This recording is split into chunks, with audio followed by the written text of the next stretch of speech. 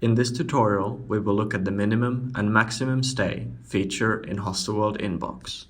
Minimum stay and maximum stay is a new setting for rates and availability. The minimum stay setting restricts the minimum number of nights a customer has to book for the room or bed.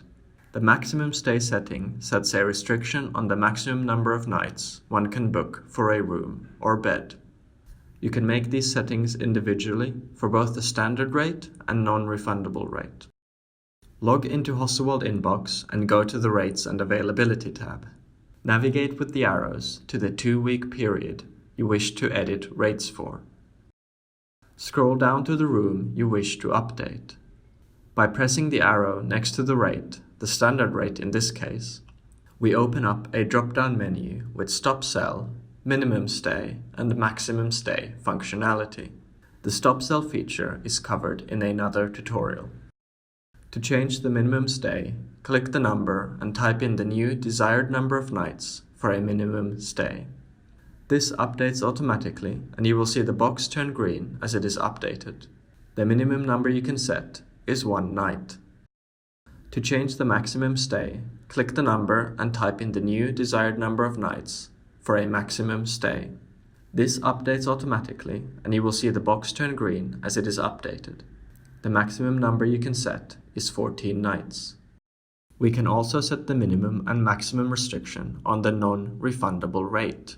Open the drop-down menu and change the restrictions the same way as we did for standard rates.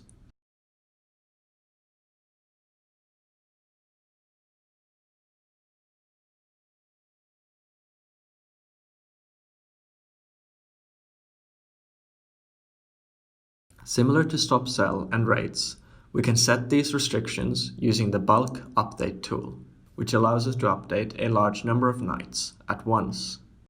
Click the flash symbol to open up the window for bulk updates.